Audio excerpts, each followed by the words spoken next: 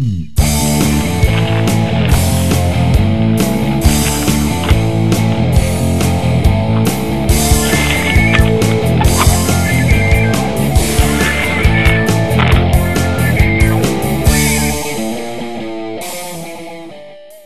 que je viens de faire pour réussir à monter sur le rocher, j'ai pris une certaine distance d'élan pour arriver avec de la vitesse. Combien à peu près? Bon, ça dépend vraiment de la personne. Moi j'ai une zone, il doit y avoir, je sais pas, 3-4 mètres, donc je prends la distance de la zone. J'arrive au niveau du rocher, à proximité du rocher, avec mon mauvais pied devant. Donc pour moi c'est mon pied gauche qui se retrouve devant, mon mauvais pied.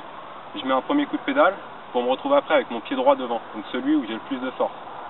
Je donne mon coup de pédale et c'est ce qui me permet de décoller et de pouvoir atterrir sur le rocher. Donc après c'est la hauteur, c'est avec l'entraînement qu'on acquiert une certaine hauteur.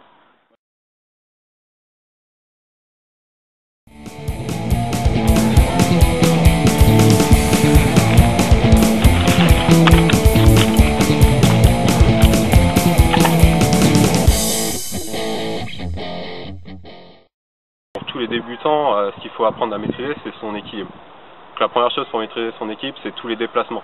Les déplacements au sol, donc déplacement roue avant, déplacement roue arrière. C'est à peu près que ça nous fait.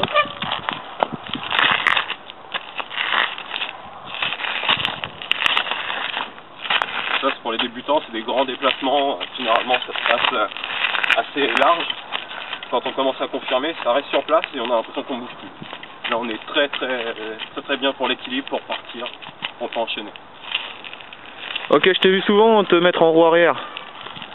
Pourquoi? Ça, c'est un peu plus pour les confirmer. Une fois qu'on a déjà pratiqué un peu plus, on appelle ça le pogo, soit sur la roue arrière. C'est ce qu'on fait pour les transferts comme pour là-bas, pour descendre. Donc pour se mettre sur la roue arrière, bon là, il n'y a pas vraiment de technique. Hein. C'est un enchaînement du frein et du coup de pied. Tout se passe avec l'équilibre, mais aussi il faut réussir à maîtriser ce petit délai entre le coup de frein et le coup de pied pour avancer, pour rester sur place. Tu me fais une petite démonstration? C'est parti.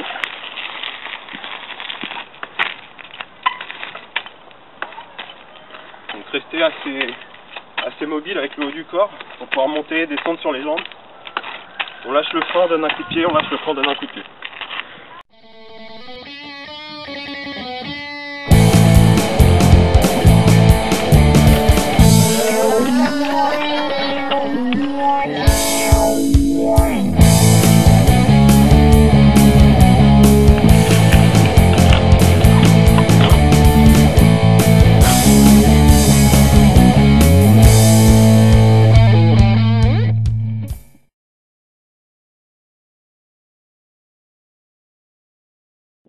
Pour commencer, acheter tout l'équipement nécessaire.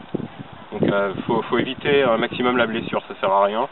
Donc le casque, important quand on est sur des rochers, la tête sur le rocher c'est fini. Après il y a le vélo aussi qui est important, mais bon, quand on est débutant on n'a pas besoin d'avoir un vélo de compétition à 1000 € ou etc. On prend un vélo pour commencer. Le mien déjà c'est un 20 pouces, ce qu'on appelle un bike trial. 20 pouces, pourquoi? Pour les pneus? Voilà, c'est les roues, petites roues.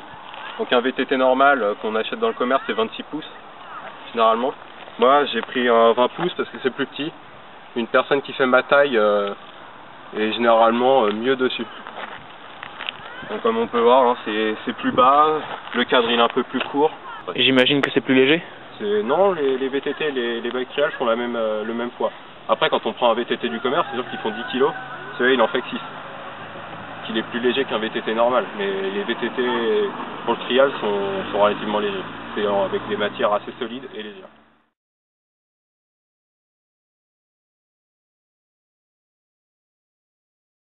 Tout le monde peut en faire. C'est vraiment, si le sport te plaît, tu peux t'y mettre.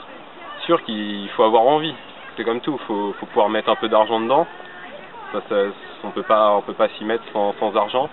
Et après, mais tous les sportifs, même les gens qui font pas de sport, s'ils aiment le vélo, ils peuvent se mettre au trial. Pour les casse-cou? Oui, quand même, mais une personne qui trouve ça beau peut s'y mettre. On n'a pas besoin d'être casse-cou. On va pas forcément se faire mal en faisant.